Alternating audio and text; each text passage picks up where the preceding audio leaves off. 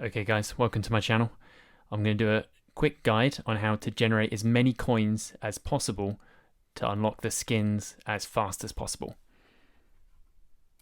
So in Punishing Grey Raven, the more coins you have, the more skins you can buy. And the faster you can generate those coins, the quicker you can buy the skins. So the goal here is to try and not spend any money and unlock the skins that we want, like this great Live Made skin.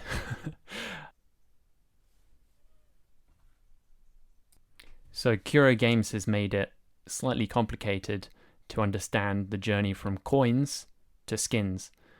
Now it goes like follows. You take coins and you buy coating sketches. With those you buy coating blueprints, and with those you buy the skins. Now you can use real money to buy the coating blueprints, but we're going to try and avoid doing that in this guide. So let's go and get some coins. So Kuro Games' goal is to get you to spend money to buy the skins because you're either too impatient or they have them kind of rotating in and out, or they add them for a limited time. So we really want to avoid that as much as possible and try and avoid the psychological and kind of gameplay tactics that they use to try and get you to go and do an inoptimum path for the coins. And there will be a number of different traps and pitfalls I'll mention in this guide that we want to try and avoid if our main goal is just to generate as many coins as possible. So there are lots of different ways in which we can get coins. They'll be from daily missions, and they just recently increased the amount that we got from those. The story dorm missions, which you can do at any point, and occasionally an event. So with the current event, we've got a daily login, which is giving us 3 coins a week. But the main revenue will be from our constructs. Our constructs giving us coins every day when we log in. So we want to increase the probability that they give us coins and not gifts or anything else.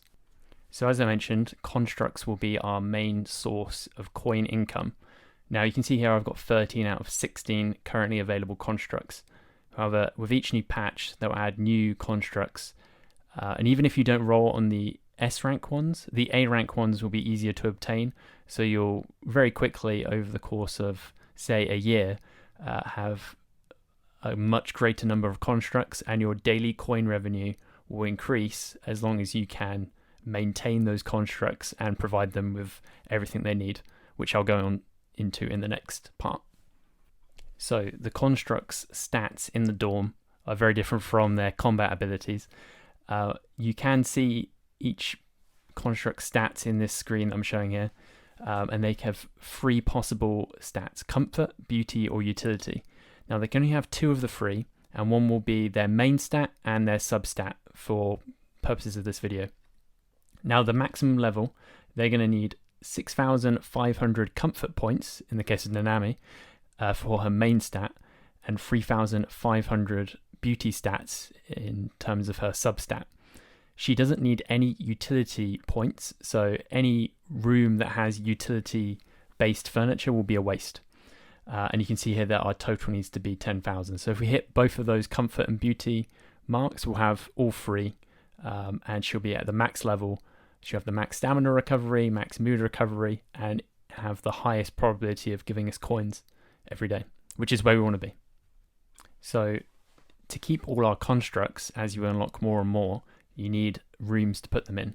As you can only have a maximum of 3 per room, the more residences you have means the more constructs that are in rooms that mean that you're going to get more coins. So our main goal, and for me at the start of the game, was to unlock all 6 residences. Now in a later patch there'll be another floor with 6 more, but for now we'll just focus on these 6. So with the residences, I've tried to lay them out in a logical way, because as we've mentioned at the start, Kuro Games kind of wants to make it as complicated as possible. So having the ability to name your dorms adds a kind of another layer of confusion as to which dorm should have which stats, and seeing the stats on the constructs is many kind of menus deep. So my idea is to change the naming of the dormitories so I can see what stat needs to be in which room. So we've got 6 residences unlocked and 3 main stats. So the 2 on the left are beauty main stats. Two in the middle are comfort main stats, and the two on the right are utility main stats. And our goal for that particular color in each one is 6,500. And you can see there's a little logo next to each of the number on the screen, and that's the highest stat that's in there. So if one of the dorms had more utility than comfort, then it would show the blue symbol on this overview. So with my naming, I've tried to also include the substat in the name. So for example, in the bottom left, I have beauty high, comfort medium, and I've called that BHCM. So whenever I go into it, I know that the main stat is beauty and the substat is comfort. So I need to avoid putting any utility pieces down if at all possible. Because there's 6, we can actually have, so our 2 beauty stats, we can have a beauty comfort room, a beauty utility room, and the same with the comfort. You can have a comfort beauty room, a comfort utility room. And with the utility rooms, you can have utility comfort and utility beauty room. So we've got all the rooms covered. So as we get more constructs, and over the course of the game, we'll have more constructs than there are residences. So you kind of want to make sure that you have every possible room variation because the constructs need to be in certain types of rooms. And the goal for our substat is 3,500, although if you're doing it right, you shouldn't see that on this main screen.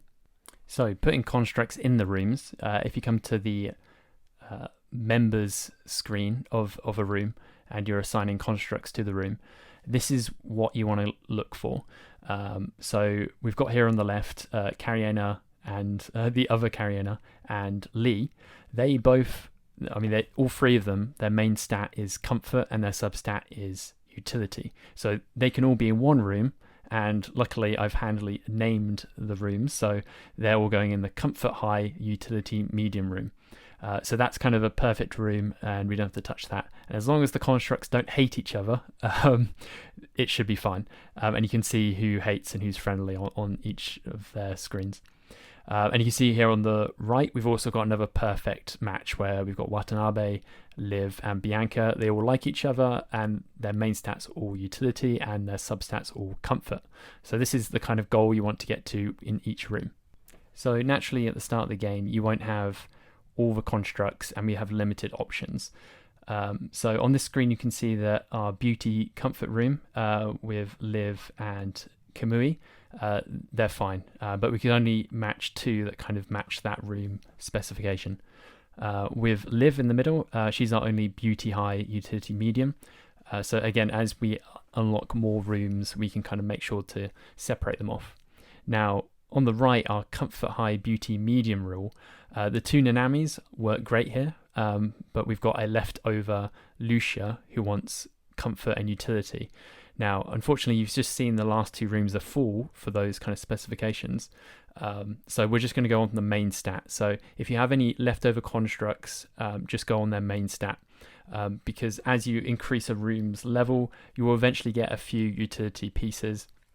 And over time, the RNG kind of re-rolling aspect, which I'll get into later, when you get enough to kind of get to the highest level, you'll probably have more rooms and more constructs to be able to kind of match these rooms better. So don't worry if it doesn't match perfectly, just go on the main stat for now. Okay, so now we're going to start talking about the furniture RNG hell.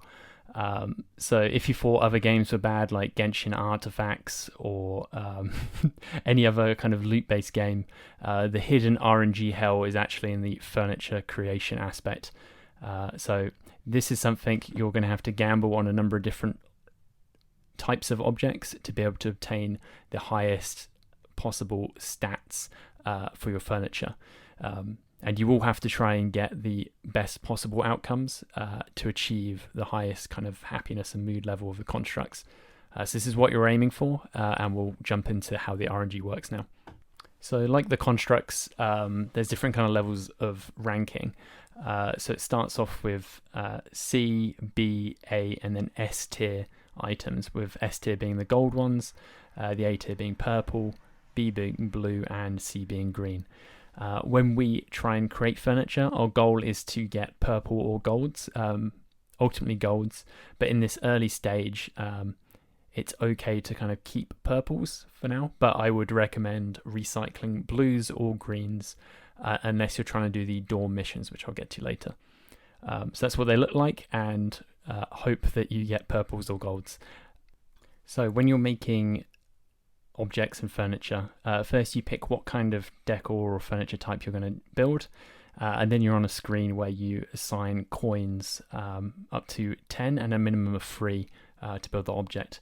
Once you build it, you can see in the bottom left here it gives your stats, and there's individual ratings for beauty, comfort and utility, and you get an overall figure as well.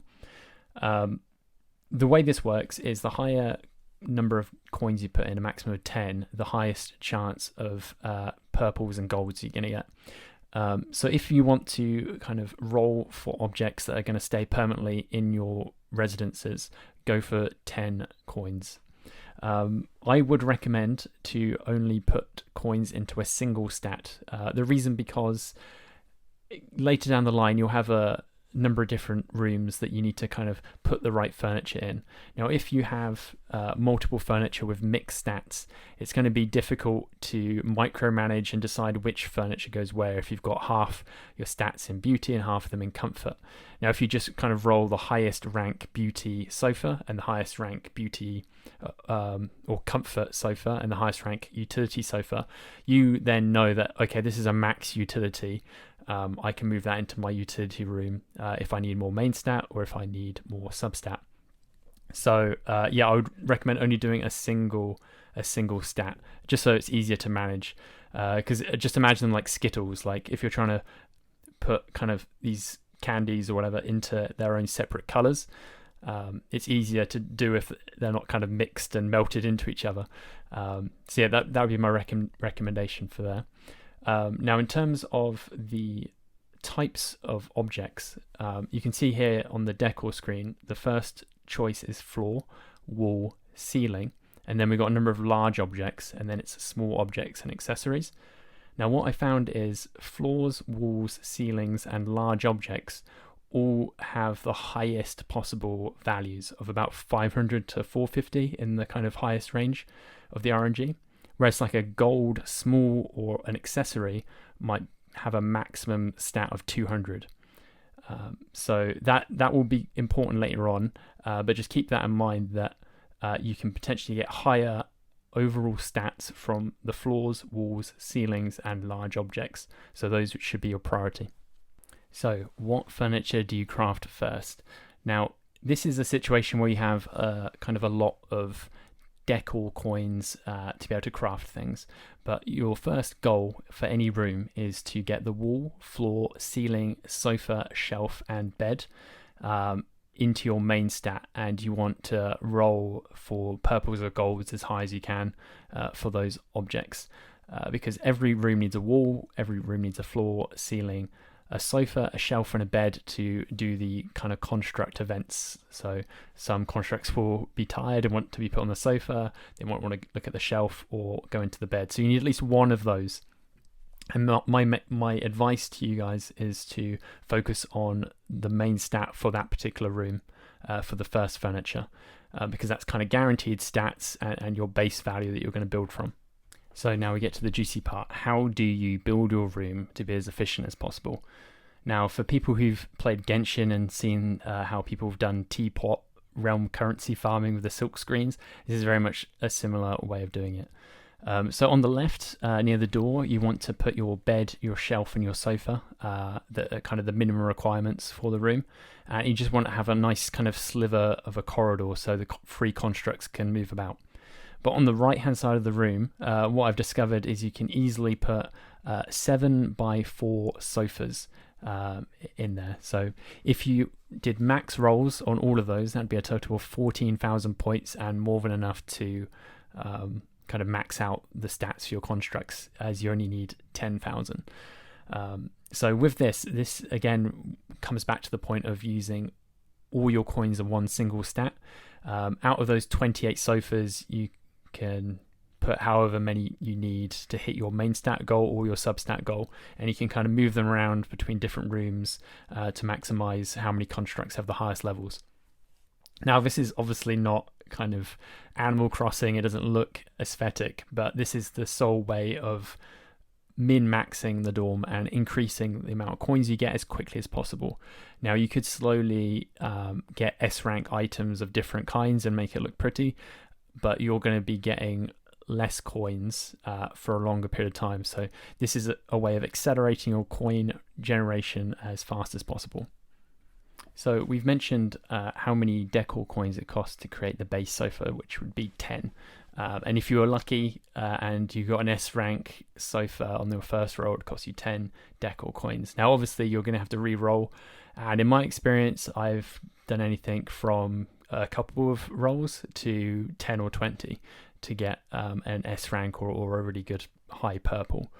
Now, the other piece of the puzzle is every base object, you need to apply a blueprint. The blueprint costs 10 decor coins from the shop, and this will give your base sofa extra stats. So it might improve the base stats of the piece or give it special abilities like mood recovery. Not having a blueprint on any decently high rolled item is definitely a waste, because it's only an extra 12, 10 for the blueprint and 2 to refit it. Now, if you get a stinky blueprint and it's like a B rank or A rank affix, you can re-roll it as much as possible. But I think the minimum is you need at least one blueprint on them. So do bear in mind, if you have any high roll pieces without blueprints, you're getting free stats by just adding one blueprint, and it's definitely worth. Okay, so the reason why we were talking about sofas and the grid of sofas is all furniture costs the same to make. So to craft a base bit of furniture at the kind of max stats would be 10 coins. And that's for a wall, a ceiling, a floor, a large object, or even the small or accessories. Now, if you waste your decor coins rolling for small objects or accessories, the kind of max value of the object will be kind of 250 for like a small chair or like a wall hanging, whereas a wall, ceiling, floor, or like a shelf or a bed will be a max of 500. So Kuro Games is kind of taking your decor coins there. So if you're not paying attention, you'll be wasting decor coins and slowing your progress to hitting the max level. So that is a trap. You need to be aware of what you're building. And as we've shown before, you can fit more than enough sofas. So there's never really a point where you need to craft small or accessory items, other than that there is an exception which we'll come to later on, but you shouldn't really be crafting the 10 coin versions of any small or accessories. Okay, so to get decor coins, the main revenue of those will be the chores. So every day when you log in, you can send your constructs out, and it uses some of their stamina, which again kind of ties into how well your rooms are fit, and they'll come back with decor coins, which you can use to roll on furniture and build furniture. Now, the more rooms you have, the more decor coins you have. So if you sleep on unlocking the extra rooms, you're going to slow the amount of decor coins you have, which will slow the amount of times you can roll for RNG, which will slow your progress towards getting high ranked rooms, which will lower the probability of getting coins every day from every one of your constructs, which means less skins over a long period of time. So you definitely want to focus on doing this every day if you are doing like a daily login. So I'm coming back to blueprints. So blueprints, as you mentioned before, are very necessary on applying to all your base objects. It doesn't matter if they're cyber or cafe, and you do need to buy the blueprint. They do have a way of tricking you into buying the decor outright, but it has worse stats than if you try and RNG'd it. So again, another little trap by Kuro Games to steal your progress towards skins and getting you one step further to Pepega swiping. So blueprints will increase your base stats potentially. There's a number of different affixes, and you'll see they range from B, A, C, B, A, and S. And these can be re-rolled constantly. But if you've rolled like a purple one, I would probably say just sit and wait, especially early on into the game. If we're late on into the game, maybe you want to re-roll some of these for gold, because your decor coin income is quite limited, and you kind of want to build up the base stats as much as possible as a priority first. So you've built a great set of rooms and you're getting daily coins. at a good pace, what should you do with them? As I mentioned before, you should first focus on buying the residence permits to unlock the 6 rooms. Now, after you've got the 6 rooms unlocked, you'll find that you easily get 3 or more coins a day. Now, every day there is a stack of coating sketches of 5 of them for 3 coins. You want to buy that every day once you're in a position where your coin income is more than 3. So that's great. You're building that up, and you've got kind of the minimum requirement of dorms. Now, what do you do with your leftover coins? Now, you could spend them on the more expensive coating sketches, which cost 5 coins, but there's no kind of limit for those. So my advice would be to save the coins, because eventually the second floor of rooms will come out, and you'll get 6 more rooms. So that will be 50 coins per room to unlock, and there's 6 of them, so you'll need 300 coins to unlock the next 6 rooms. So I would save them in the bank for when we get the update that adds the new floor, and also if at any point they have a sale or there's a skin you really like, just go for it, just buy the skin. But yeah, just don't kind of FOMO. It's okay just to kind of leave them generating. And for example, if you don't have these free coins every day, you definitely want to make sure you can still be able to buy them, and potentially if they have any offers. But one thing I would mention is never buy gifts with coins. They've just recently added the ability to buy gifts with coins. Now that's a trap to eat your coins. You get more than enough gifts every day from doing your dailies, so please avoid it at all costs. So how did I unlock all 6 rooms in the first couple of weeks of the game being released?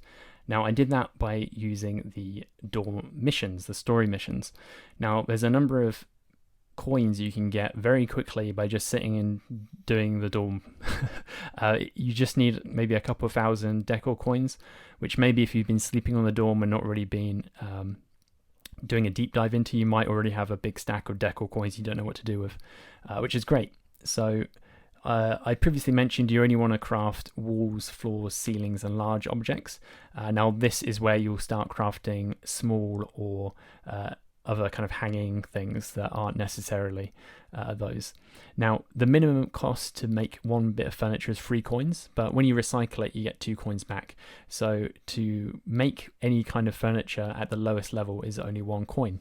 Now, there are a number of different missions which are craft 50 small decor, craft 75 small decor, craft 100 small decor, and each one of these will give you a coin. So I did all of these as much as possible, and I got up to, as you can see, 200 out of 500 for each of the different versions, and I was able to unlock all 6 residences. This is where I'll probably stop. This is where Cura Games is now baiting me into using decor coins to try and unlock the coins, but at this point the return of investment of coins against how many decor coins it costs, I think it's probably not worth it, so I'll just let these naturally go up as we play the game. But yeah, we've accomplished the mission of unlocking all residences, and the early missions are quite easy to unlock, so you should be able to grind those out in maybe a few days. So I've been looking on the official Discord, and people have been posting their dormitory examples. So I thought I might try and grab like what I'd say is a bad example and a good example of kind of min-maxing your dorm. Now, nothing against these people. I'm sure they have fun kind of making it look pretty, and some of these look great. But I just want to kind of go over and show you where the pitfalls are. So in this first example, we've got... if you look at their main stats, all of their beauty, comfort, and utility figures are equal. So there's a lot of wasted stats in there. So there's a lot of... so for example, the constructs might not need utility, so there'll be kind of wasted stats there. Or there's kind of mix and matched constructs living there. So generally, you're not going to hit the highest level of happiness for them. So you don't really want equal free stats. You would just want 1 high one, 1 medium one, and 1 low one.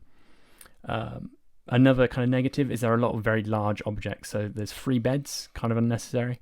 That big coffee counter is insanely large, and another trap by Curo to kind of reduce the size and available space in rooms to prevent coin generation.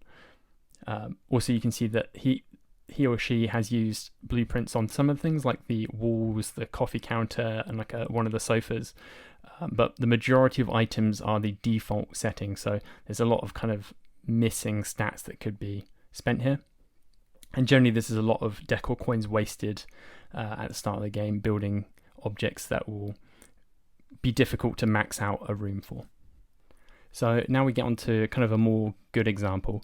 So you can see here that they've got quite high beauty and quite high comfort and a lower comfort score. Now it's not perfect, but at least they've got 2 higher stats. It was difficult to find anyone who had min-maxed the sofa strategy yet. I'm working on it currently, but I'll post my one once I've worked on it a bit more, because I made a lot of these same mistakes as well. Now, one of the big positives here is there's a lot of golds and purples, so you can see they spent a lot of their decor coins to reroll and get high ranking furniture. Now you can see that they've crafted a lot of the small objects, so you can see these cafe stools are 240, 270, 240. That's because the small objects have kind of a max cap of 250, 300-ish, so they're kind of lowballed scores, so their return of investment in their re-rolling is, I would say, been poor. And the number of large objects like the tables, they've only done a few of them. But another positive is they've used blueprints basically on everything, which has helped bump their score up. So yeah, just to kind of give you an idea of like, if you see other people's dorms, you can see where the points that I've made earlier in the video are coming into light. And you can see that if you were to continue re-rolling for tables and chairs, you would quickly run out of space, whereas having the 28 sofas in a grid is very easy to manage and space efficient. So thank you very much, guys, for watching the video. That was my dorm guide on how to generate coins as much as possible. If you've got any other ideas on strategies, let me know in the comments below. If you want to post links to your images of your dorms or any other helpful dorm guides, let me know. And hopefully we'll be able to unlock that live made skin as soon as possible.